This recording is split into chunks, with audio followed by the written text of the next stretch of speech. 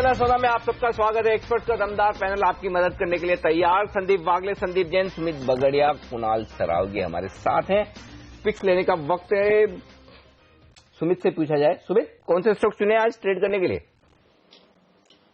Anil ji, ONGC ऐसा लगता है कि एक अच्छी तेजी दिखा सकता है, तो तेजी की तरफ का एक कॉल है ओएनजीसी के अंदर। उसमें ऐसा लगता है कि यहां से इमीडिएटली हमको 15 से 20 रुपए की तेजी देखने को मिल सकती है और एक काउंटर वैसे भी स्ट्रांग है। दूसरा, कल क्रूड में भी हमको तेजी देखने को मिली है, तो उसका भी इंपैक्ट हमको देखने को मिलना चाहिए। आई थिंक ओएनजीसी के अंदर प्रेजेंट लेवल से बाई किया जा सकता है। प्रेजेंट लेवल से कोई 4-5 रुपए की गिरावट हो तो बहुत ही अच्छा रिस्क रिवॉर्ड रेशियो बैठ जाएगा। 265 का ट्रेडिंग के लिहाज से स्टॉप लॉस होना चाहिए और ऊपर में टारगेट 290 और 295 के आने वाले दिनों में हमको ओएनजीसी के अंदर देखने को मिल सकते हैं। सेल साइड के अंदर एचडीआईएल है। एचडीआईएल में वीकनेस ऑलरेडी देखने को मिल रही है और प्रेजेंट लेवल्स जो कल के लो लगे अगर वो टूट जाते हैं तो एचडीआईएल के अंदर एक बड़ी गिरावट देखने को मिल सकती है, जिसके अंदर इमीडिएटली 8 से 10 रुपए का फॉल हमको एचडीआईएल के अंदर देखने को मिल सकता है। आई थिंक एचडीआईएल के अंदर 59 का स्टॉप लॉस बेस्ट है अभी फिलहाल के लेवल्स के हिसाब से। 59 के स्टॉप लॉस से सेल करें और 52 और 50 के टारगेट हमको 2 से 3 दिनों के अंदर देखने को मिल सकता है। ओके, तो ओएनजीसी में करिए तेजी और मंदी करनी है तो एचडीआईएल में करनी चाहिए। संदीप वागले जी भी कुछ देर पहले कह रहे थे ओएनजीसी ऑयल इंडिया उनको पसंद है वागले साहब, लेकिन भारत फोर्ज के अलावा और कहां बिकवाली की जाए?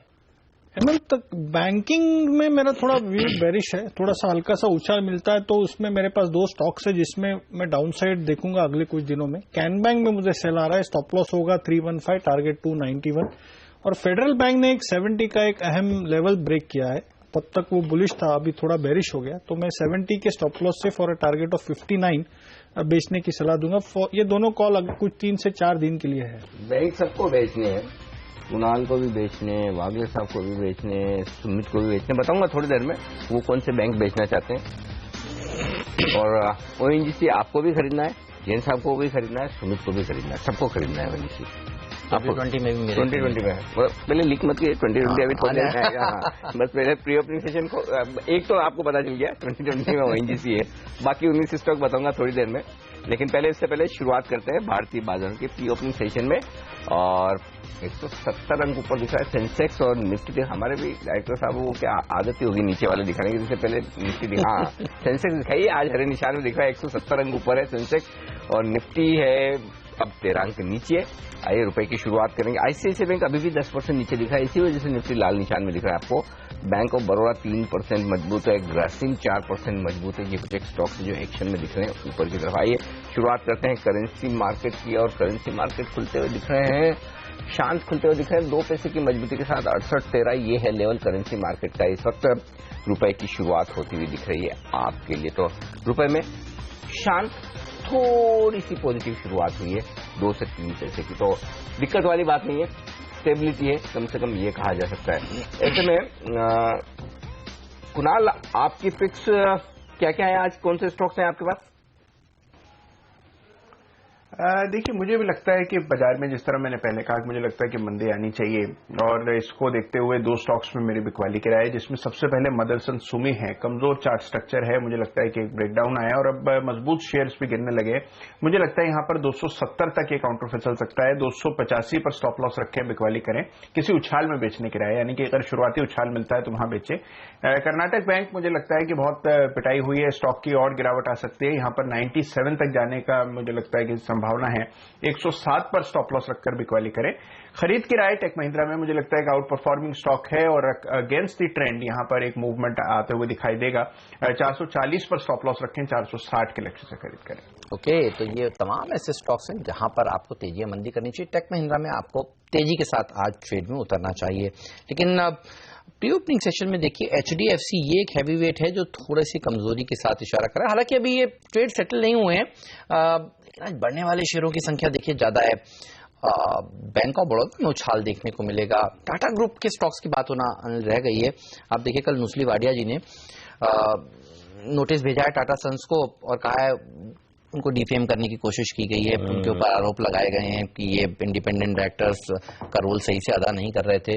टाटा ग्रुप के लिए एक के बाद एक नेगेटिव खबरें आती जा रही हैं और पहले तो रतन टाटा वर्सेस साइरस मिस्त्री था, अब रतन टाटा वर्सेस साइरस मिस्त्री है और रतन टाटा वर्सेस नुस्ली वाडिया भी हो गया है। बिल्कुल, तो कुल मिलाकर अब मामला फैलता दिख रहा है। अच्छी बात है कि स्टॉक्स ने रिएक्शन देना बंद कर दिया है। जो हम शुरुआत से बात कर रहे थे कि भाई रोना धोना कुछ दिन तक होता है। ठीक है, हो गया जो हो गया, मतलब एक्सेप्ट कर लिया लोगों ने और प्राइस में आ गया है। अब गिरेंगे बढ़ेंगे तो बाकी खबरों पर, इन पे नहीं गिरेंगे बढ़ेंगे, अनलेस की कोई बड़ी और ऐसी चीज आ जाए जो आपको हमें पता नहीं है मार्केट, जैसे हाँ six sigma, exactly six sigma. Six sigma फिर एक बार बता दें लोगों, बिल्कुल बताना चाहिए। सिक्स सिग्मा का मतलब ये कि ऐसी कोई खबर जिसका दूर दूर तक अंदाजा ना हो, पॉजिटिव भी हो सकती है नेगेटिव भी हो सकती है किसी भी तरफ, और उसके दम पर स्टॉक बहुत ऊपर या बहुत नीचे चला जाए या मार्केट बहुत बढ़ जाए या बहुत घट जाए, उसे सिक्स सिग्मा इवेंट कहते हैं टेक्निकल भाषा में। 400 जो विश्वेश ने एक दिन बताया था और वागले साहब ने बताया हमें, तो ये हमारा ज्ञान बढ़ाया आपने सर, थैंक यू।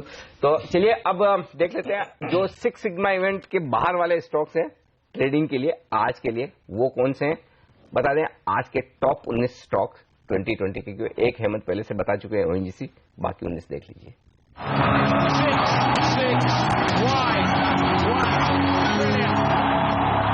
पूरी टीम पे हम नजर डाली, हमने हमारे सेक्टर से सुझा रहे हैं कि आप उछाल आए तो उसमें बिकवाली करें। TCS, इन्फोसिस अभी भी बहुत वीक दिख रहे हैं और कोई रिस्पाइट नहीं, क्योंकि H1B वीजा वाला मामला फिर से हॉट हो रहा है, तो वहां पे दिक्कत रहेगी। टाइटन और PC ज्वेलर्स, डिस्क्रिशनरी स्पेंडिंग बेहद कम हो चुकी है, 80-90% तक सेल्स चली गई है रिटेल में, तो वहां पे शॉर्ट करिए, दबाव रहेगा। DLF और इंडिया बुल्स रियल एस्टेट, दोनों ही रियल एस्टेट कंपनियों में शॉर्ट की सलाह है, क्योंकि आने वाले 6 से 8 महीने तो बहुत बुरे होने वाले हैं रियल एस्टेट के लिए, क्योंकि यहाँ पे भी दिक्कत नहीं। लेकिन डॉक्टर रेड्डीज में खरीदारी करिए, क्योंकि यहाँ पे पॉजिटिव है। Housing loan company LIC housing finance में भी शॉर्ट की सलाह होगी, लेकिन पेट्रोनेट LNG में खरीदारी करिए अच्छे नतीजों के बाद, और तांतिया कंस्ट्रक्शन में, क्योंकि जो प्रोमोटर को शेयर दिए जा रहे हैं वो काफी ऊंची प्राइस में। 60-40 का रेशियो है, यानी 6 बल्लेबाज और 6 गेंदबाज और 4 बल्लेबाजों को टीम में शामिल किया गया है। आज बैंक्स में PSU बैंक अंडर परफॉर्म कर सकते हैं, IDBI bank, union bank, Allahabad bank में दबाव देखने को मिल सकता है। बड़ी टिकट साइज के महंगे शेयरों को आपको इस समय खरीदने से परहेज करना चाहिए। और आप देखिए Eicher motor, MRF, page industries जैसे स्टॉक्स, ये सब बड़ी टिकट साइज के शेयर हैं और आज यहाँ पर दबाव देखने को मिल सकता है। यहाँ पर बायर्स अभी गायब रहेंगे और अपने हाई से काफी करेक्ट हो भी चुके हैं। ये ऑयल इंडिया ONGC पर आपकी नजर होनी चाहिए, अच्छे शेयर हैं और कच्चे तेल में जिस तरह से ओवरनाइट जबरदस्त उछाल देखने को मिला है उसका फायदा इनको मिलेगा। और ऑफशोर कंपनियों में भी रैली देखने को मिल सकती है। एक्सपेक्टेशन यही कि इस महीने के अंत में OPEC की जो बैठक होने वाली है वियना में, उसमें प्रोडक्शन कट के ऊपर सहमति बने, और उस होप में देखिए कच्चा तेल भी ऊपर जा रहा है, तो HOEC और GOL ऑफशोर में भी तेजी आज के दिन देखने को मिल सकती है।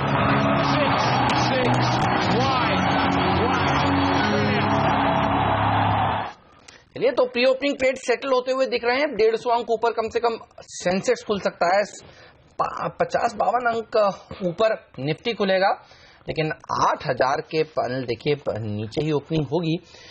ऐसे संकेत मिल रहे हैं। बैंक ऑफ बड़ौदा जैसे स्टॉक्स में उछाल देखी जा सकती है, लेकिन ऑयल एंड गैस स्पेस पर रखिए नजर। ONGC 2.25% मजबूती के साथ खुलने के संकेत दे रहा है। रिलायंस इंडस्ट्रीज में तेजी होगी और कुछ सरकारी कंपनियां भी अच्छा प्रदर्शन दिखाएंगी, लेकिन L&T ये ऐसा स्टॉक है जिस पर सबकी नजरें आज बनी रहेंगी। L&T के नतीजे आने वाले हैं। जैन साहब, क्या उम्मीद है नतीजों से आपकी?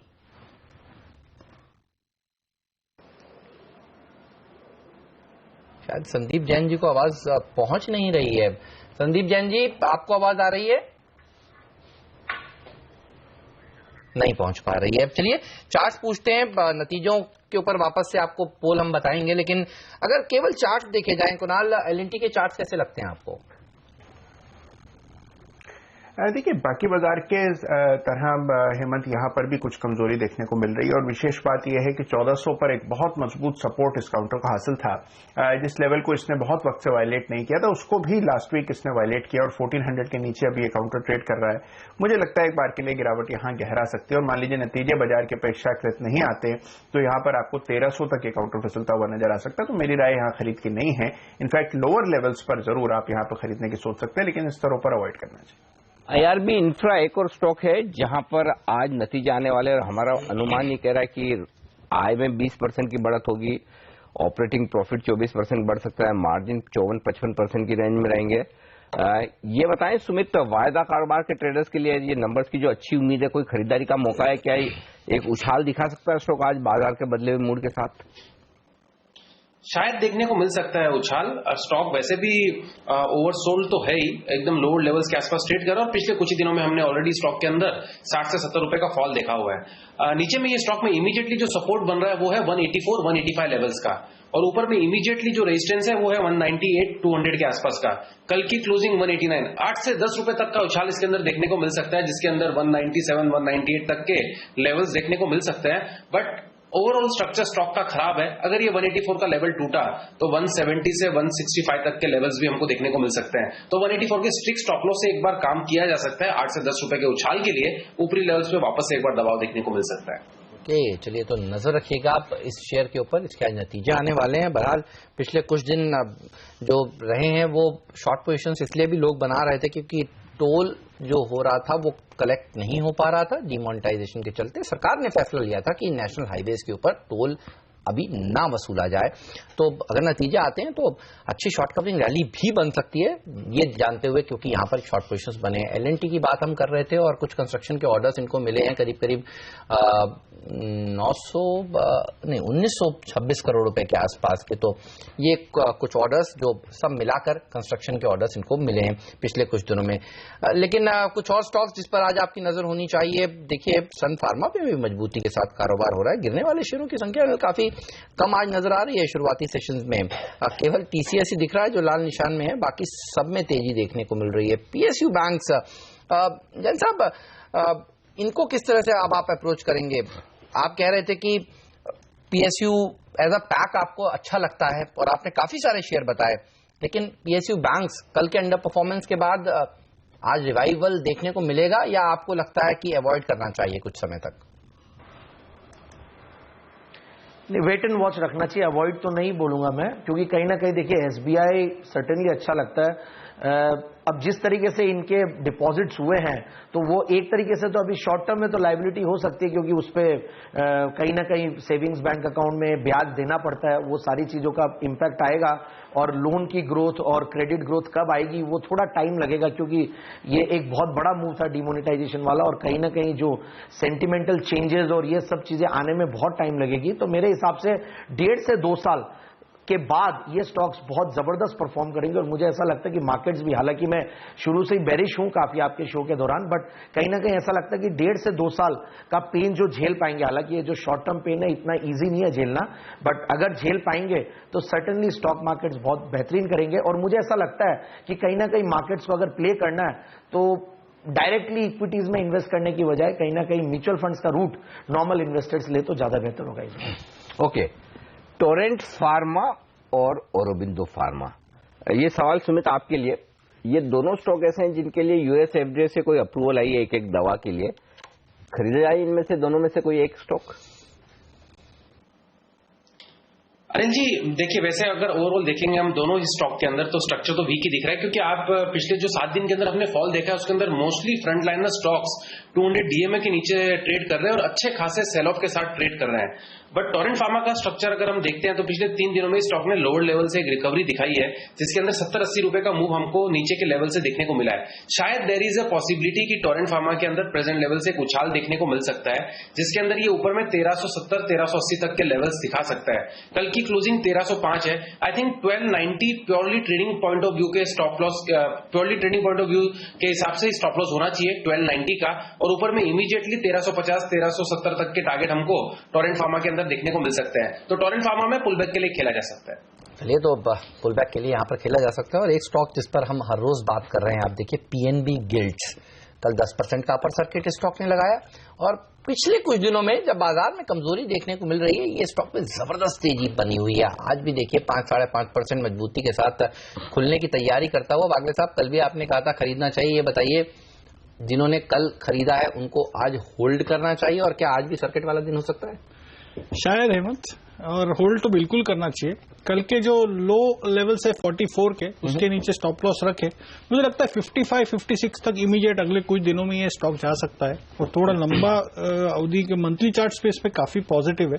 तो मैं आई वोंट बी सरप्राइज कि 65 तक जाए अगले कुछ 2-3 महीनों में। क्या जबरदस्त तेजी देखने को मिली है। तो बैंक्स जीसेक्स में पैसा लगाएंगे, गवर्नमेंट सिक्योरिटीज में पैसा लगाएंगे, और पीएनबी गिल्ड्स एक तरह से ब्रोकर कह सकते हैं आप इसको। अगर गवर्नमेंट सिक्योरिटीज खरीदनी है तो इसी के जरिए खरीदनी नहीं है सबको? ये प्राइमरी डीलर है बेसिकली, डेट मार्केट का कामकाज करने वाले, और डेट मार्केट के एक्शन का सीधा सीधा फायदा वॉल्यूम बढ़ते हैं। जब हम कहते हैं ना कि कमोडिटीज में वॉल्यूम बढ़ेगा तो एमसीएक्स को फायदा होगा, शेयर बाजार में तेजी होगी, ब्रोकिंग कंपनियों को फायदा होगा। वैसा ये सीधा सीधा अगर fix income market, debt market, guilds market में जो वॉल्यूम बढ़ते हैं उसका पीएनबी गिल्ड्स को फायदा होता है। वो प्राइमरी डीलर है, ऐसा नहीं कि अकेले हैं, बहुत सारे प्राइमरी डीलर्स हैं, लेकिन लिस्टेड स्पेस में कम है अलग से एकदम, तो उस वजह से इस स्टॉक में एक्शन काफी जबरदस्त होता है।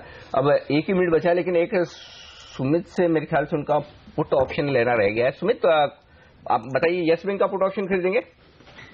यस बिल्कुल अनिल जी, कल यस बैंक के अंदर हमको एक ब्रेकडाउन देखने को मिला और यस बैंक के अंदर ऐसा लगता है कि यहाँ से प्रेजेंट लेवल से और गिरावट देखने को मिल सकती है, जिसके अंदर स्टॉक नीचे में 1050 1040 तक के लेवल्स दिखा सकता है। यस बैंक का 1100 का पुट लेना चाहिए, कल की क्लोजिंग थी 1112 के आसपास, 1100 का पुट लेना चाहिए जो कि 13 से 14 रुपए के आसपास अवेलेबल होना चाहिए मार्केट खुलने के बाद।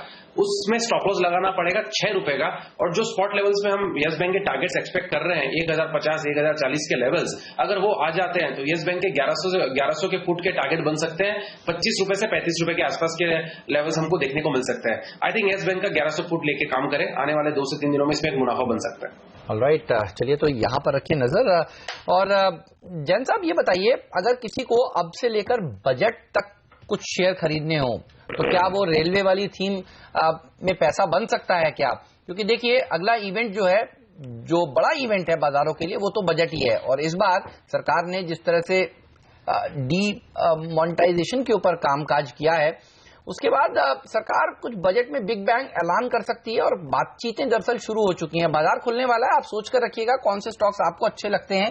पहले हम मार्केट ओपनिंग को एक बार सामने पेश कर दें, लेकिन कामकाज शुरू हो चुका है बजट के ऊपर और काफी तेजी से कामकाज हो रहा है। बिल्कुल, तो ये एक बड़ी थीम है जिस पर हम थोड़ी देर में चर्चा करने वाले हैं। अभी फिलहाल फोकस प्री ओपनिंग सेशन पर, और टीसीएस को छोड़कर बाकी 50 स्टॉक हरे निशान में खुलने की तैयारी में एग्जैक्टली वहीं खुल रहा है। हम जो 7,990 का लेवल हम बोलते हैं वहीं पर खुल रहा है, तो ये मतलब दोनों तरह से ट्रेडर्स को कंफ्यूज रखेगा कि 8,000 के ऊपर निकलेगा या 8,000 के नीचे रहेगा।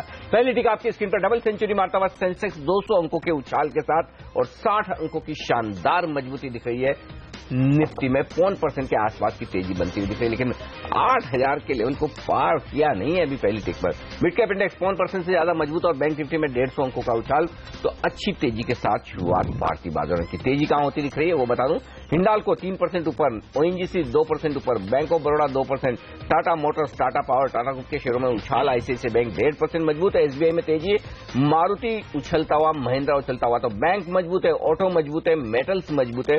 ये 3 सेक्टर हैं जो भर रहे हैं जोश बाजार में। तो फिर कमजोरी का है खास नहीं, डॉक्टर और एचडीएफसी बैंक थोड़े से कमजोर है, कोई खास नहीं। हिंडाल्को क्या दौड़ लगा रहा है, 4.5% का बड़ा उछाल हिंडाल्को में आता हुआ दिख रहा है। आइए वायदा कारोबार के स्टॉक्स बता दूं आपको कहां एक्शन है। हिंडाल्को तो टॉप गेनर है ही, इंडिया सीमेंट 3% मजबूत, Bajaj finance, Bharat financial inclusion, तमाम एनबीएफसी मजबूती के साथ ऊपर आती हुई दिख रही है। मैक्लोड रसल सबसे कमजोर खिलाड़ी 2.5% नीचे, अदरवाइज सब जगह तेजी का माहौल बनता हुआ दिख रहा है। तो ये है आज का शुरुआती ट्रेड, जहां पर oil and gas, metals, bank और साथ ही ऑटो, ये 4 स्पेस है बाजार की तेजी को लीड करती है, लेकिन पहली बाधा पार नहीं हुई है। ये एक दिक्कत की बात, निफ्टी ने 8,000 का लेवल छुआ नहीं, देखते कहां से चलो। बिल्कुल, और आप देखिए एचडीएफसी बैंक जैसे हैवी वेट्स जो हैं वो कमजोरी की तरफ अब इशारा कर रहे हैं। बैंक निफ्टी में और तेजी बन नहीं रही है, तो गैप अप ओपनिंग तो जरूर हुई, लेकिन ऊपर निकलना बहुत जरूरी है। कल का हाई टेस्ट करना 8,102 का, वो काफी जरूरी होगा। देखिए कौन से स्टॉक्स हैं जहां पर आज आपकी नजर होनी चाहिए। शोभा 4% नीचे, कमजोर नंबर था। मुथूट कैपिटल पर रखिए नजर, क्रिसिल ने इसकी लॉन्ग टर्म रेटिंग को डाउनग्रेड किया है, क्रिसिल ए थी रेटिंग और क्रिसिल ए नेगेटिव कर दी है, यहां पर दबाव है। डॉक्टर रेड्डीज थोड़ा प्रेशर के साथ इस समय ट्रेड करता हुआ, लेकिन तेजी कहां है। टॉप 5 स्टॉक्स में हमने आपको बताया था टांटिया कंस्ट्रक्शन, जहां पर प्रमोटर्स को 21 रुपए 26 पैसे के ऊपर वारंट्स शेयर जारी हो रहे हैं, माफ कीजिएगा 99 लाख शेयर। अब देखिए 20% के अपर सर्किट पर ही ये खुला है। पीएनबी गिल्ड्स हम आपसे कह रहे थे यहां पर नजर रखिए, इस शेयर को काफी फायदा होने वाला है। 10% का अपर सर्किट यहां फिर लग गया है, दूसरे दिन लगातार अपर सर्किट पर ये शेयर ट्रेड कर रहा है। और ओएनजीसी ये कंसेंसस बाय था, संदीप जैन साहब कह रहे थे, वागले साहब कह रहे थे, सुमित पगड़िया जी कह रहे थे। यहां पर देखिए 2.5% की तेजी आज होती हुई। ग्लोबल मार्केट का जब मूड सुधरता है तो आप मेटल्स में तेजी देखते हैं, और ऐसा ही आज देखने को मिल भी रहा है। हिंडाल्को इसीलिए ऊपर है, और टाटा मोटर्स का डीवीआर भी मजबूती के साथ ट्रेड कर रहा है। टाटा स्टील भी देखिए, ये भी ग्लोबल मार्केट्स का प्ले है, यहां पर भी तेजी देखने को मिल रही है। तो ग्लोबल मार्केट्स का जैसे ही मूड सुधरा, ये तमाम स्टॉक्स वापस से फोकस में फ्लेवर में आते हुए नजर आए, और इसके साथ वेदांता भी जनरली चलता है। और आप देखिए यहां पर भी 2.5% की तेजी के साथ इस समय कारोबार हो रहा है, क्योंकि वेदांता ऊपर है, केएनबी आज मजबूती के साथ ही ट्रेड कर रहा है। तो ग्लोबल मार्केट्स की मजबूती के ऊपर आज कई ऐसे सेक्टर्स हैं जो अच्छा प्रदर्शन दिखा रहे हैं। इंडिया सीमेंट, जिसके नतीजे कल अच्छे आए थे, कल तेजी हुई, लेकिन बाजार का सेंटीमेंट थोड़ा कमजोर था। लेकिन आज देखिए फिर से एफएनओ का टॉप गेनर दरअसल यही शेयर है। पीसी ज्वेलर्स थोड़ा दबाव के साथ इस समय ट्रेड कर रहा है। तो ज्वेलरी शेयरों में अभी भी दिक्कत है, और 8,000 नंबर्स आने वाले हैं। निफ्टी पर आ गए 8,000 पहला लेवल फाइनली दिखा। तो एक्चुअली है ना, वो कई बार हेवन कर सकता है कि कोई चीज आपकी खो जाती है, और फिर जब वापस मिलती है तो इतनी खुशी होती है, उसकी वैल्यू समझ में आती है। ये 8,000 के नीचे कल इसलिए बंद हुए, आज 8,000 देखना इतना अच्छा लग रहा है, बड़ा सूदिंग है, बड़ी राहत वाला दिख रहा है। तो चलिए, तो बुल्स पूरी कोशिश कर रहे हैं, लेकिन खुलने के बाद 8,000 स्क्रीन पर बढ़ाने की कोशिश कर रहे हो। वो भी तब जबकि गैप से ओपनिंग के बाद कई कल के काफी फंसे हुए लोग इसके ऊपर क्लोज हो, बस देखिए आना, और पूरा दिन भाई बाकी है। और खुशी के क्षण होते हैं तो वो पल भर में निकल जाते हैं, और तकलीफ वाले होते हैं तो पूरा दिन बाकी है, ऐसा लगता है कि अभी तो पूरा दिन कैसे खींचेंगे 8,000 के ऊपर। फिलहाल चलिए, कोई बात नहीं, 8,000 पहुंचे तो हैं। तो अब राय ली जाए सुमित से। सुमित, फिर ट्रेड यहीं पर शॉर्ट करने का आपका इरादा है, थोड़ा और उछाल का इंतजार करेंगे? अनिल जी, कर लेना चाहिए शॉर्ट यहीं पे, क्योंकि 8,000 का जो लेवल था वो बहुत ही इंपॉर्टेंट लेवल है, और उसी के आसपास निफ्टी अब वापस टेस्ट कर रहा है। अगर ये यहां से ऊपर जाना है और सस्टेन करना स्टार्ट हो जाता है, तब तो ट्रेंड चेंज हो सकता है एक बार के लिए, पुल बैक और अच्छा देखने को मिलेगा। अगर ये यहीं से सेलिंग प्रेशर बनता है तो ही अच्छा है, और सेलिंग प्रेशर बनना है तो यहीं पे बनना चाहिए। आई थिंक सेल इनिशिएट किया जा सकता है। ट्रेडिंग के लिहाज से, इंट्राडे के लिहाज से 8030 का स्टॉप लॉस होगा, और टारगेट हमको वापस नीचे में 7920, 7880 के देखने को मिल सकते हैं निफ्टी के अंदर। अच्छा, आज देखिए पीएनबी गिल्ड्स तो 10% ऊपर है, जेएम फाइनेंशियल्स में 6% की तेजी देखने को मिल रही है, एडलवाइज फाइनेंशियल्स 4% मजबूत है। तो ब्रोकिंग कंपनियों में कुछ हो रहा है, देखिए आज अच्छा एक्शन यहां पर देखने को मिल रहा है। हालांकि संदीप जैन साहब ज्यादा बेहतर बता सकते हैं ग्राउंड रियलिटी क्या है। जैन साहब, शेयर तो मजबूत है आज? देखिए, कहीं ना कहीं एक पीएनबी गिल्ड्स की अगर बात करें तो सर्टेनली देखिए उनकी बुक भी है, और जो प्राइमरी डीलर है और एक ही लिस्टेड डीलर है, और जिस तरीके से डेट फंड्स में और डेट्स में और ओवरऑल इन टाइप के इंस्ट्रूमेंट्स में एक रुझान बढ़ेगा, तो मुझे लगता है कि सर्टेनली वहां पे अभी भी और 60 रुपए तक के लेवल्स देखने को मिल सकते हैं। ये इनफैक्ट 22-23 रुपए, 24 रुपए के लगभग मैंने रेकमेंड किया, और काफी लैकलस्टर स्टॉक रहा करता था, और अब इनफैक्ट आउट परफॉर्म कर रहा है मार्केट को।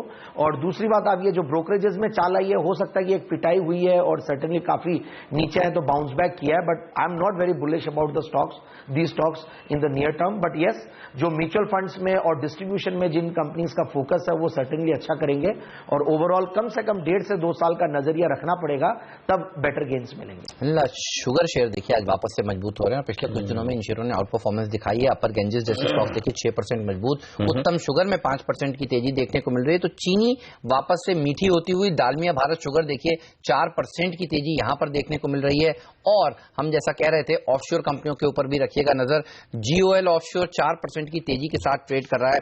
एक बार देखते हैं एचओईसी किस तरह का प्रदर्शन दिखा रहा है। तो ऑयल एंड गैस कंपनियों में तेजी है, और ऑफशोर शेयर भी देखिए मजबूती के साथ ट्रेड करते हुए। जी हां, एचओईसी भी देखिए 3% मजबूती के साथ कारोबार कर रहा है। तो ये कुछ पॉकेट्स हैं छोटी छोटी जहां पर एक्शन आज देखने को मिल रहा है। बिल्कुल, तो एक्शन बाजार में फिर से मजबूती की तरफ बढ़ रहा है। एक एक्शन यूपीएल में होता हुआ दिख रहा है। यूपीएल में देखिए 5,50,000 शेयरों का एक ट्रेड हुआ है। बीएससी पर यह स्टॉक आपके सामने लेकर आएंगे। बीएससी पर बड़ा ट्रेड हुआ है 611 रुपए के आसपास। जी हाँ, यूपीएल में 611 रुपए में ये एक बड़ा ट्रेड होता हुआ दिखा। तो ये एक बड़ा एक्शन यूपीएल के काउंटर पर आज वॉल्यूम के लिहाज से होता हुआ दिखा। तो कुछ कुछ मिड कैप शेयरों में वॉल्यूम होना शुरू हुआ है। ये एक अच्छा संकेत है कि जिन लोगों को बेचना हो तो बेचेंगे, अब किसी भी भाव में बेचेंगे, सामने अगर खरीदने वाले मिले तो इससे बड़े क्या बात हो सकती। तो यूपीएल एक बार यहाँ पर पूछा जाए सुमित से, सुमित क्या कोई बाउंस दिखा सकता है, खरीदना चाहिए, या फिर अगर आपकी राय शॉर्ट करनी है तो किस लेवल पर करें फिर ऊपर में? 10 रुपए का बाउंस मिल सकता है प्रेजेंट लेवल से, 614-15 के आसपास ये ट्रेड कर रहा है। इमीडिएटली अगर ये यहां से तेजी दिखाता है तो 625-626 के लेवल्स दिखा सकता है। तो प्योरली इंट्राडे और कुछ घंटों के लिए अगर ट्रेड करना है तो यूपीएल के अंदर प्रेजेंट लेवल्स पे इमीडिएटली ट्रेड किया जा सकता है। ट्रेडिंग के लिहाज से स्टॉप लॉस रखना पड़ेगा नीचे के अंदर 608 रुपए का, और ऊपर में टारगेट 625-626, 608 के स्टिक स्टॉप लॉस से ही बाय करें। ओके, एक स्टॉक बीएससी पर विमप्लास्ट, WIM विमप्लास्ट, ये स्टॉक देखिए 10% इक्विटी बदली है, ये इंटरेस्टिंग है, बहुत बड़ी इक्विटी, और स्टॉक भी बड़ी प्राइस का 1325 रुपए में ये 10% इक्विटी। जी हाँ, यही स्टॉक 1325, इसका मतलब काफी नीचे, कल की क्लोजिंग प्राइस से काफी नीचे ट्रेड हुआ है, और ये ट्रेड हुआ है 12 लाख शेयरों का। तो 10% हिस्सेदारी बदलना अपने आप में बड़ा मायने रखता है। तो इस स्टॉक में बड़ा एक्शन हुआ है, 12 लाख शेयरों का कारोबार, वैसे तो लिक्विड है नहीं, बहुत कम रिडार पर आता है, लेकिन आज 10% परसेंटेज टर्म्स में बड़ी हिस्सेदारी बदली है। कई बार संदीप जी, जैन साहब इस तरह के अननोन स्टॉक्स को ट्रैक करते पूछ के एक चांस लूं। बिल्कुल। जैन साहब है आपके रिडार पे, जानते हैं इस स्टॉक के बारे में कुछ? एक बार नाम रिपीट करना पड़ेगा। विमप्लास्ट, WIM विमप्लास्ट, विमप्लास्ट, WIMPLAST। बिल्कुल बिल्कुल, एग्जैक्टली। नहीं, ये तो बेहतरीन स्टॉक है। ये देखिए, इन टाइप के स्टॉक्स की एक चीज है कि एक तो इनकी प्राइस और जिस तरीके से होल्डिंग रहती है, ये जो भी पोर्टफोलियो इन्वेस्टर्स है वो लोग इन टाइप के स्टॉक्स को बेचते ही नहीं है, और बेहतरीन क्वालिटी स्टॉक है, इसमें कोई दो राय नहीं। और आपने सही कहा कि इन टाइप के जो अतरंगी नाम है और कई अनसंग हीरोज होते हैं, उनको मैंने लाया पास्ट में भी आपके चैनल पे। और ये स्टॉक भी इनफैक्ट चूंकि हायर पी पे है, तो इसलिए मैं थोड़ा सा भी हायर पी से थोड़ा सा कॉशियस हूं, क्योंकि कहीं ना कहीं क्या होता है कि जब पी हायर रहता है तो वहां पे हो सकता है प्रॉफिट बुकिंग आने के चांसेस भी रहे, और कई बार निकलने के चांसेस, और कहीं ना कहीं ये कंजम्पशन स्टोरी से रिलेटेड भी है, तो थोड़ा सा कॉशियस रहें। जिन लोगों ने ले रखा वो होल्ड बने रह सकते हैं, बट नया इन्वेस्टमेंट में अभी इन लेवल्स पे एक बार नहीं राय दूंगा। ऑलराइट, चलिए, तो ये राय विमप्लास्ट पर, लेकिन देख लेते हैं 2020 में जो स्टॉक्स आपको सुबह सुझाए गए थे उसमें किस तरह का प्रदर्शन देखने को मिल रहा है। बाजार में अच्छी तेजी देखने को मिल रही है, वो प्लेट लाने की कोशिश करेंगे और आपको बताएंगे कौन से वो स्टॉक्स हैं जहां पर आज तेजी बन रही है। ये है वो लिस्ट। हम आपसे कह रहे थे जीएल ऑफशोर में आपको नजर रखनी चाहिए, HOEC में देखिए तेजी होती हुई नजर आई है, ऑयल इंडिया और ONGC अच्छा प्रदर्शन दिखा रहे हैं। इसके अलावा कुछ और स्टॉक्स देखते हैं जहां पर अच्छी तेजी या फिर मंदी होती हुई दिख रही है। टांटिया कंस्ट्रक्शन तो 20% का अपर सर्किट लग गया, नीरज का फ्री हिट शेयर था यह आज, और जिस तरह से प्रमोटर्स ने यहाँ पर शेयर खरीदे हैं CDR के जरिए, उसमें एक अच्छी रैली बनी है। पेट्रो एंड LNG अच्छे नंबर आए थे पिछले कुछ दिनों पहले। इवन आज देखिए TCS और इन्फोसिस में भी अच्छा प्रदर्शन देखने को मिल रहा है। तो ये है वो लिस्ट का आपने जिक्र किया हेमंत, इन्फोसिस बताना चाहता हूं मैं हमारे दर्शकों को। 2 ट्रेड दिख रहे हैं मुझे इन्फोसिस में, बड़े ट्रेड होते हुए दिखे। जी हाँ, ये रहे। NSE पर इन्फोसिस का स्टॉक कितना वॉल्यूम दिखा रहा है? 1 लाख शेयरों का एक ट्रेडर, 70,000 शेयरों का एक ट्रेडर, 921 और 923, 2 प्राइस पर इन्फोसिस में ट्रेड हुए। तो वॉल्यूम हो रहा है इन्फोसिस में। और अच्छी बात है कि वो डोनाल्ड ट्रंप सब वाली जो खबर है ना, उसके बावजूद IT मेरे को ऐसा लग रहा है कि लोगों ने उसको कुछ हद तक डिस्काउंट कर लिया कि भाई ट्रंप साहब आए तो ये तो गिरे भी हैं। तो अब रुपए की कमजोरी वाला मामला आज शायद थोड़ा पॉजिटिव हो रहा है ना। फरवरी में जो लोज थे रुपए ने, वो कल लोज बनाए हैं, तो बजट वाले लोज पर हम आ गए हैं। तो इन्फोसिस चार्ट पर देखिए जरा वागले साहब, कुछ दिख रहा है एक्शन? अनिल जी, मैं बेचना चाहूंगा ये स्टॉक को, लेकिन ऊपर में आज के लिए अगर आप बात करें तो ये स्टॉक 935, 940 तक जा सकता है। आज का इंट्राडे व्यू पॉजिटिव होगा, लेकिन ऊपर में बेचने की सलाह होगी। 950 के स्टॉप लॉस से बेचिए। ऑन द डाउन साइड मुझे लगता है ये बिलो 900 आपको मिल जाएगा। ऑलराइट, चलिए, तो ये रहा इन्फोसिस पर। लेकिन एक शेयर है वोल्टास, आप देखिए ये किस तरह से कमजोर हो रहा है, 1.5% नीचे है। और सुमित, राय आपसे लेना चाहता हूं, मैं कुछ फॉरेन ब्रोकरेज हाउसेस की रिपोर्ट्स पढ़ रहा था जो कह रहे हैं कि वोल्टास के एक तो नंबर्स कमजोर थे, नंबर्स के बाद उनका इंटरेस्ट नहीं, और कई ब्रोकरेज हाउसेस ने अपने लक्ष्य भी घटाए थे। और जिस तरह से नोटबंदी वाला मामला है, तो लोग अभी जिनको एसीज खरीदने हैं वो थोड़ा इंतजार करना चाहेंगे। ये बताइए यहां पर पोजीशंस कैसी बनी हुई है, और कौन सा इंपॉर्टेंट लेवल है जिसके नीचे ये और कमजोर हो सकता है? स्टॉक तो कमजोर ही है हेमंत, ये स्टॉक के अंदर और वीकनेस देखने को मिलेगी। ये स्टॉक इमीडिएटली नीचे में हमको इंट्राडे के हिसाब से 287 का एक छोटा सा सपोर्ट ले सकता है। जैसे ये 287 का लेवल ब्रेक करेगा तो स्टॉक के अंदर 270 से 260 तक के लेवल्स देखने को मिलेंगे। ओवरऑल स्टॉक ने वन वे फॉल दिया है, तो शायद थोड़ा सा 287 का सपोर्ट लेके अगर पॉज लेना चाहे तो ले सकता है स्टॉक, बट ओवरऑल स्ट्रक्चर खराब है। 270 से 260 तक के लेवल्स आने वाले कुछ ही दिनों में वोल्टास के अंदर दिखने को मिलने चाहिए। और ये काउंटर सेल ऑफ तेजी भी दिखाया था, तो ऐसे ही दिखाया था, तो सेल ऑफ भी वन वे दिखा सकता है। 287 जैसे ही ब्रेक करेगा 15 से 20 रुपए का फॉल और देखने को मिलेगा। आई थिंक सेल करके ही काम करना चाहिए, और अगर एग्जिस्टिंग किसी की सेल पोजीशंस है तो होल्ड करके रखना चाहिए। ओपन इंटरेस्ट देखिए 4% बढ़ता हुआ दिख रहा है। ऐसे मजबूत बाजार में ये वो स्टॉक है जो कमजोरी के साथ ट्रेड कर रहा है इस समय।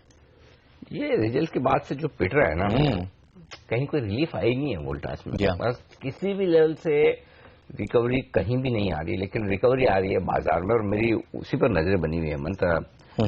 अब 8000 के ऊपर टिकने की कोशिश करता हुआ दिख रहा है बाजार, तो ये एक स्टॉक है जो एक्शन होता हुआ दिख रहा है साफ तौर पर। अब एक मार्केट का ये एक्शन है जो दिख रहा है। एक और एक्शन जो मुझे दिख रहा है वो मैं सामने लाना चाहता हूँ। वो आज वो हम रिपोर्ट पढ़ रहे थे, टाइटन वोल्टास के बाद सबसे ज्यादा ओपन इंटरेस्ट आज टाटा ग्रुप के शेयर बड़े एक्शन में है। वही वोल्टास हाईएस्ट ओपन इंटरेस्ट है शॉर्ट साइड पर, और टाइटन में भी ओपन इंटरेस्ट 4.5% बढ़ा है। और जो रिपोर्ट में पढ़ा था कि किसी जेपी मॉर्गन की थी, वो क्या कह रहे हैं कि लोगों को लग रहा है कि नुकसान होगा, लेकिन सबसे ज्यादा फायदा ऑर्गेनाइज प्लेयर को होगा ज्वेलरी में भी। अब देखिए, जब आपको पक्के में ही खरीदनी है तो फिर आप जो भरोसेमंद है, जहां बड़े शोरूम है, जहां अच्छी वेराइटी है, टाइटन जैसे, जहां राकेश झुंझुनवाला जैसे लोगों ने पैसा लगाया है, मतलब इस तरह की कंपनियां, इस तरह के स्टॉक है जहां पर एक्शन करेंगे बजाय इसके कि शायद जो अनऑर्गेनाइज टाइप के। ठीक बात है। तो टाइटन में देखिए ओपन इंटरेस्ट बड़ा बढ़ता हुआ नजर आया। कुछ क्या हो रहा है सर? वागले साहब कुछ है चार्ट पर? पॉजिटिव रहूंगा अनिल जी। मैं 309 310 का भाव चल रहा है। फाइनली वागले साहब ने कुछ पॉजिटिव बोला आज। बताइए सर, कितना पॉजिटिव है आप ये बताइए। 3 रुपए का स्टॉप लॉस जो 1% एज ए एफएनओ ट्रेडर मैं देखता हूं मेरे क्लाइंट्स को, तो 306 वगैरह का स्टॉप लॉस रहेगा और 318 का टारगेट इंट्राडे होगा। बिल्कुल। और जिस तरह से 8000 के ऊपर देखिए निफ्टी टिक रहा है, टाइटन के अलावा पीसी ज्वेलर्स यहाँ पर भी देखिए थर्ड लार्जेस्ट ओपन इंटरेस्ट की पोजीशंस बनी है। तो ज्वेलरी सेक्टर में मंदी की पोजीशंस तो बहुत बन गई थी, अगर आज बाजार बढ़ेगा तो ये सेक्टर जो है वो सबसे अच्छा प्रदर्शन दिखा सकता है। परसेंटेज टर्म्स में देखें तो पीसी ज्वेलर्स में ज्यादा तेजी बन रही है, भी ज्यादा पीसी ज्वेलर्स के नंबर्स कल आने वाले हैं, ये इस पर भी, जी हाँ, तो इस पर भी नजर होनी चाहिए। रियल तो अच्छा आएंगे, क्योंकि इस वाला तो अगला खराब नंबर क्वार्टर खराब आएगा। दूसरी बात क्या है, पिछले क्वार्टर में देखिए ये सारी ज्वेलर्स कंपनियों के रिजल्ट बहुत अच्छे आए थे। अच्छा, फेस्टिवल सीजन था, किसी भी ज्वेलर्स को जाके पूछो, धनतेरस वाला नंबर भी दिखेगा। हाँ, तो हर साल आती है। किसी भी ज्वेलर्स वाले को पूछो, वो क्या कहेंगे, धंधा कम है, धंधा कम है। लेकिन प्रॉब्लम क्या है, जो धंधा हो रहा है वो पक्के में हो रहा है, कच्चे में होना कम हो गया था। इसलिए सेल्स साल दर साल देखेंगे, ऐसे एक्चुअल देखेंगे ना तो कहेंगे कम है, लेकिन पक्के में सेल्स बढ़ रही। तो आईडीएस वाला फैक्टर बता रहे थे वो भी वो नंबर्स में दिखेगा। हाँ, तो इसलिए रिजल्ट दमदार हो सकते हैं, बड़ी बात नहीं है इसमें कोई कि अच्छे नंबर। और अब और मजबूत हो रहा है भाई मार्केट, तो 8015 पहुंच गया निफ्टी, और बैंक निफ्टी में भी अब डबल सेंचुरी लगी है 200 पॉइंट ऊपर। एक स्टॉक जो आप देखिए जिसको मंदी का फर्क नहीं पड़ा और ट्रू सेंस में हीरो है पिछले कुछ दिनों से, जब बाजार कमजोर भी हो रहा है, वो है EIL। कुणाल, चार्ट देखकर बताइए क्या और ऊपर जा सकता है, क्योंकि हर रोज बाजार कहीं भी हो ये शेयर तो ऊपर ही होता है। बिल्कुल, मुझे लगता है कि यहाँ पर हेमंत एक बहुत ही रोबस्ट अपट्रेंड देखने को मिल रहा है और इस काउंटर ने बहुत मेजर लेवल्स को पार किया है। मुझे लगता है कि इस काउंटर में और बड़ा अपसाइड देखने को मिल सकता है। डेफिनेटली लॉन्ग करके चलना चाहिए। एक स्टॉप लॉस रखना हो तो 270 के आसपास रखें। मुझे लगता है कि सब्सटैंशियल अपसाइड की गुंजाइश अपसाइड है अभी भी इनमें, ये साफ तौर पर दिख रहा है। निफ्टी में जो मजबूती आती दिख रही है वो मेटल स्टॉक से आ रही है। हिंडाल को बढ़ रहा है, टाटा स्टील भी मजबूत है। इसके अलावा ऑटो स्टॉक्स देखिए, टाटा मोटर्स, मारुति। ये जैन साहब, आपको ये सब शेयर खरीदने का मन नहीं करता है इस भाव में? टाटा मोटर्स, मारुति, क्या क्या प्राइसेस है, बड़े अट्रैक्टिव नहीं लगती ये सब?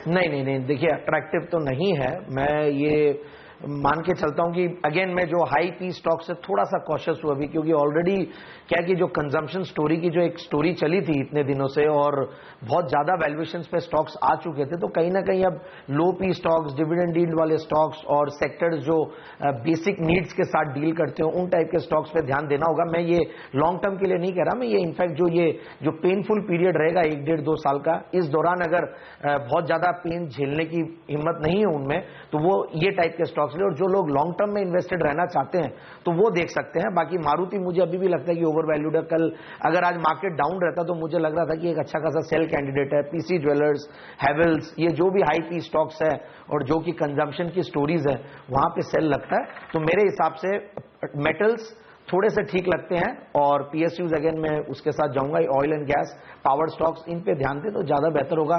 पैसे ही लगाने, इसमें खप जाएंगे अपने जितने भी पैसे। अच्छा, और इस बीच एक स्टॉक पर नजर रखिए और वो है मदरसन सुमी। तैयार रहिएगा सुमित, आप इस स्टॉक्स की डिटेल लेकर। इंटरेस्टिंग एक्शन हो रहा है मदरसन सुमी में, किस तरफ एक्शन हो रहा है, क्या ट्रेड बनेगा ब्रेक में, तब तक सुमित पूरी डिटेल निकाल कर रखते हैं। हम तुरंत आ रहे हैं, छोटा सा ब्रेक।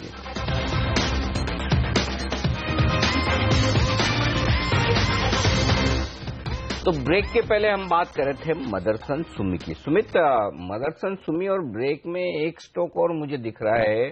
पहले मदरसन सुमी की बात की जाए। मदरसन सुमी पे क्या राय रखते हैं? ओपन इंटरेस्ट इतना तेजी से बढ़ा है, भारी भरकम वॉल्यूम के साथ हो रहा है, क्या रहा है एक्शन इस काउंटर पे? यस, थोड़ा सा मूव जरूर देखने को मिल रहा है। प्योरली इंट्राडे अगर ट्रेड किसी ने करना है तो 285.50 का लेवल्स अभी चल रहा है मदरसन सुमी का। प्योर इंट्राडे कॉल है। स्टॉप लॉस से जो कर सकते हैं उन्हीं को ये ट्रेड करना चाहिए, अदरवाइज नहीं करना चाहिए, क्योंकि अगर ये स्टॉप लॉस खा गया तो फिर इसमें एक अच्छा सेल ऑफ देखने को मिलेगा। तो जो स्टॉप लॉस है वो है 279 का। 285.50 के आसपास ये चल रहा है, बाय कीजिए।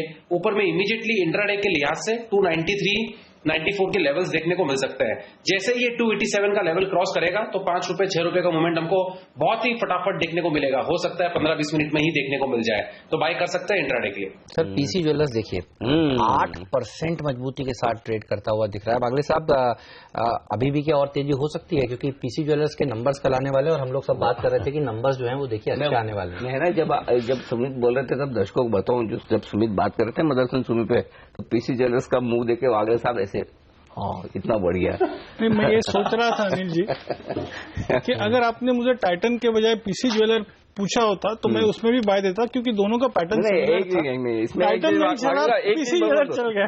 एक चीज बोल दूं, मैं कुछ भी पूछूं, आप राय देने के लिए सत्य आप कह सकते हैं कि टाइटन के बजाय। मैंने देखा नहीं, मैंने अभी देखा। बताए पीसी ज्वेलर बताए नहीं, लेकिन अभी निकल गया हाथ से, तो मैं ये आशा करता हूँ कि उसके बाद टाइटन उसी तरीके से चलेगा। अच्छा, आप देखिए अनिल, एक सेकेंड, टीवीजी देखिए, पूरा का गीतांजलि देख लीजिए आप। देखिए, अगर बाजार में नोटबंदी का असर सबसे ज्यादा देखने को मिल रहा था तो वो ज्वेलरी सेक्टर पर देखने को मिल रहा था, और अगर ये दिक्कत सॉल्व होती है और बाजार आज ऊपर आता है तो सबसे ज्यादा तेजी भी यही सेक्टर। ये तो जो पीसी ज्वेलर्स के रिजल्ट आएंगे तो इस क्वार्टर के, मैं बोलता हूँ आप अगले क्वार्टर के रिजल्ट देखना, दिसंबर वाले, वो भी जबरदस्त आएंगे, क्योंकि वो एक दिन में या पुरानी डेट में जो ये सेल्स बुक करेंगे ना, जो लोगों ने कैश दे के की है 8 तारीख को 8 बजे के भाषण के बाद जो इनकी बिक्री हुई है, रात को 2 बजे तक जो ज्वेलरी शॉप्स खुली हैं और जिसमें वो बिक्री हुई है, तो वो जबरदस्त शनाब। तो ये तो रिजल्ट तो इस क्वार्टर के बड़े आएंगे, आगे के आगे देखी जाएगी, फिर लोग खरीदते नहीं खरीदते वो बात की बात है।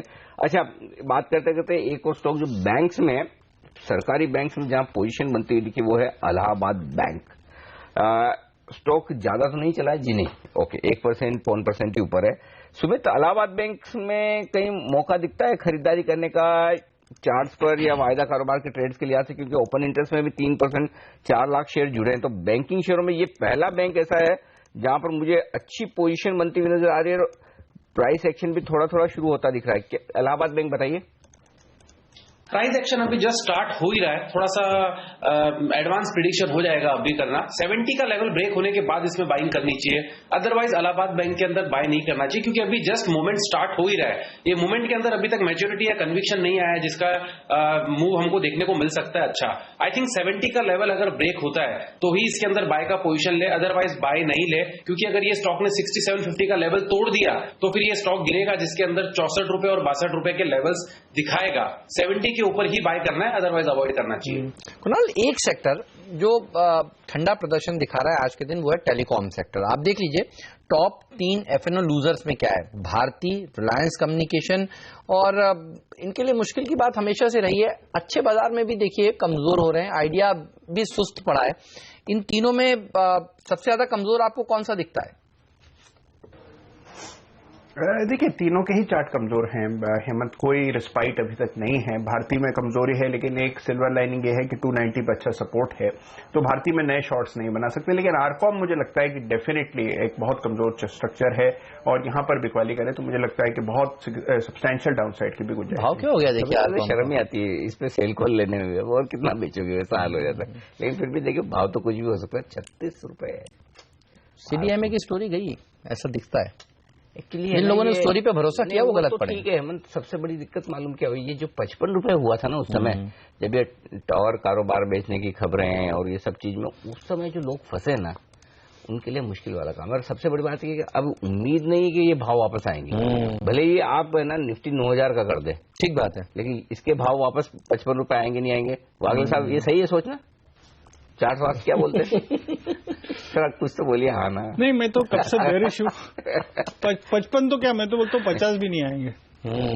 चलिए, तो फिलहाल ये सेक्टर कमजोर, लेकिन एक सेक्टर जो आज अच्छा प्रदर्शन दिखा रहा है, और जनरली देखते हैं हम लोग ग्लोबल मार्केट्स अच्छे हों तो हिंडाल्को में तेजी होती है, वेदांता, केन, एनएमडीसी, जेएसपीएल, पूरा हिंदुस्तान जिंक देखिए, ये पूरा सेक्टर जबरदस्त प्रदर्शन दिखाता हुआ दिख रहा है। सुमित, ये बताइए, आप तो मेटल्स भी ट्रैक करते हैं, इन शेयरों में आपको सबसे अच्छा कौन सा लगता है? देखिए हेमंत, अगर लॉन्ग टर्म की बात करेंगे तब तो ये स्टॉक्स बिल्कुल अच्छे हैं। मुझे ऐसा लगता है कि आने वाले 3 से 6 महीने के अंदर हमको मेटल्स के अंदर बहुत बड़ी और बहुत अच्छी तेजी देखने को मिलेगी। जो पिछले 8-8, 9-9 साल के अंदर कमोडिटीज की बात कर रहा हूं, 8-8, 9-9 साल के अंदर हमको लेवल्स देखने को नहीं मिले, जिंक, कॉपर, लेड, निकल, एल्यूमिनियम, वैसे लेवल्स हमको देखने को मिलेंगे। तो अगर वहां इतनी बड़ी तेजी आती है तो यहां हमको हिंडाल्को, वेदांता, हिंदुस्तान जिंक, एनएमडीसी, इन सभी में तेजी देखने को मिलेगी। बट प्योरली अगर शॉर्ट टर्म की बात करते हैं 10 से 15 दिनों की, तो एक दबाव जरूर देखने को मिल सकता है। आज हमको ये पुलबैक देखने को मिल रहा है। कल हमने एक सेल ऑफ देखा था, स्पेसिफिकली अगर हम हिंडाल्को की बात करेंगे तो कल के दिन में हमने एक अच्छा खासा प्रेशर देखा था, तो ये उसका पुलबैक है। अभी तक इसके अंदर वापस तेजी बनी कि नहीं बनी इंट्राडे के लिहाज से वो थोड़ा सा बोलना डिफिकल्ट है।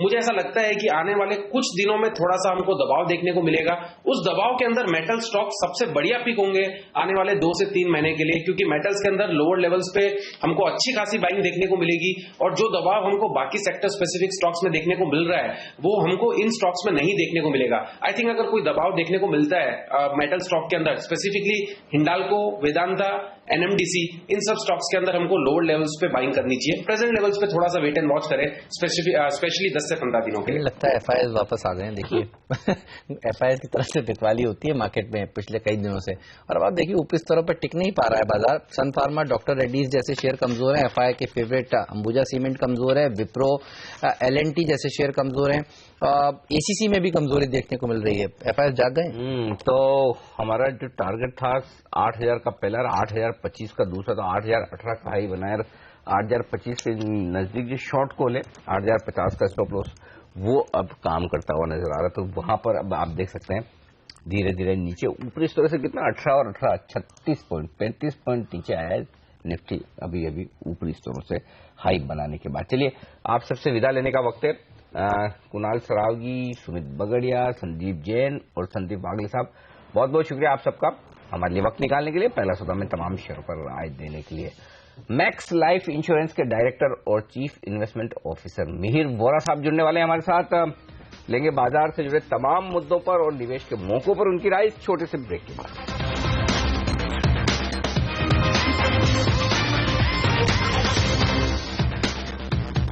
170 अंकों पर है सेंसेक्स, निफ्टी 55 अंक मजबूत, 7985 ये है लेवल। 2/3% की मजबूती आपको दिखेगी मिड कैप इंडेक्स में, और आधा % मजबूत है बैंक निफ्टी। मजबूत खुले, थोड़ा टिके, थोड़ी प्रॉफिट बुकिंग, जैसे आप देखना चाहें बाजार को देखें। नीचे से देखेंगे तो मजबूत दिखेगा, ऊपर से देखेंगे तो थोड़ा कमजोर। चलिए, ये तो बात हुई आज के बाजार की, लेकिन थोड़ी आगे की तस्वीर कैसी बनती दिख रही है। भारतीय बाजारों में जो तेज गिरावट हुई है पिछले 6 सेशन में 7%, आगे क्या होगा? मैक्स लाइफ इंश्योरेंस के डायरेक्टर और सीआईओ मिहिर वोरा साहब हमारे साथ कार्यक्रम में शामिल हो चुके हैं। सर गुड मॉर्निंग, स्वागत है आपका सीएनबीसी आवाज पर।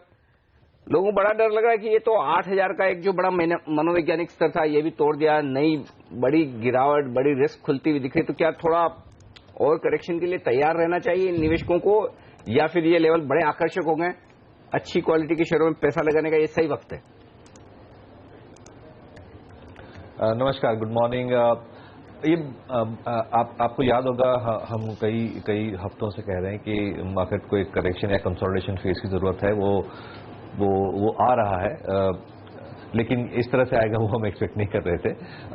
लेकिन ये बनता है कि काफी अच्छे क्वालिटी के स्टॉक्स जो हैं, ग्रोथ स्टॉक्स भी हैं, 25-30% का करेक्शन आ गया है। तो एक सिलेक्टिव बाइंग जो है क्वालिटी स्टॉक्स में डेफिनेटली देख सकते हैं। लेकिन ये भी है कि ये जो एक डिमोनेटाइजेशन की जो स्टेप ली गई है एक यूनिक इवेंट है। इसके रिपरकशंस जो है, I don't think anybody has a very good grip on what the repercussions are. तो ऐसे नहीं है कि just because stock is down 30% हम जाके अग्रेसिवली बाय करें, बट डेफिनेटली निबलिंग करने का तो चांस लेना चाहिए। लेकिन जिस तरह से हम देख रहे हैं सर कि जीडीपी के डाउनग्रेड का सिलसिला शुरू हुआ है, आपको क्या लगता है दरअसल इतनी गिरावट होगी क्या जीडीपी में? क्योंकि एक तरफ तो ये भी है कि जो पैरेलल इकोनॉमी थी वो इस वाइट इकोनॉमी में मर्ज होगी, तो थियोरेटिकली देखा जाए तो इकोनॉमी और स्ट्रांग होनी चाहिए पेपर्स पर, नहीं?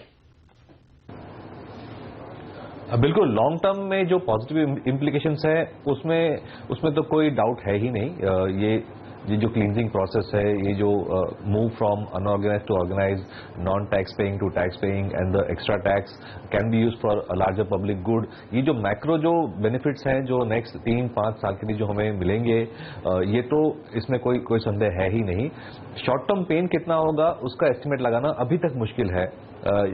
लास्ट वीक काफी सारी कॉन्फ्रेंसेज हमने अटेंड की थी, उसमें बहुत सारे कॉर्पोरेट्स को हम मिले हैं, बट रियली एक ही थीम आ रही है कि people are still grappling with the situation on the ground. अभी तक इम्पैक्ट क्या हो रही है उनका, अच्छे कॉर्पोरेट्स वेदर लार्ज और small, they still don't have a clue.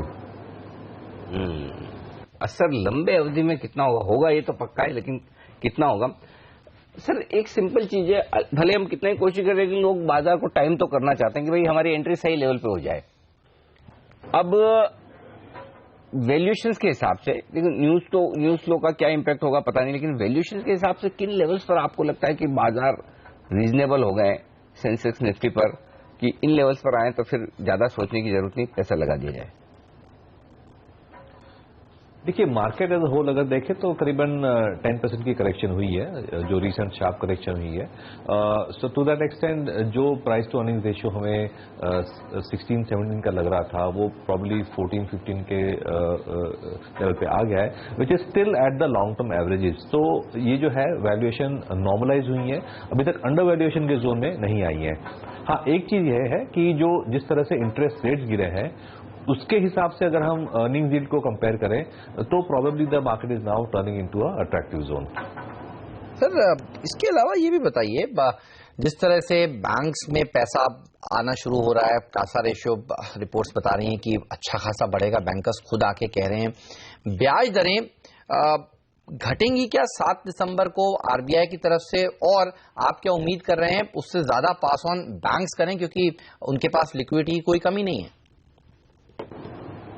देखिए, लिक्विडिटी की कमी तो बैंक्स के पास वैसे भी नहीं थी, ये तो एक्स्ट्रा डिपॉजिट्स आ रहे हैं तो एक एक्स्ट्रा लिक्विडिटी क्रिएट हो गई है in the short term, but as credit growth picks up ये लिक्विडिटी भी अब्जॉर्ब हो जाएगी।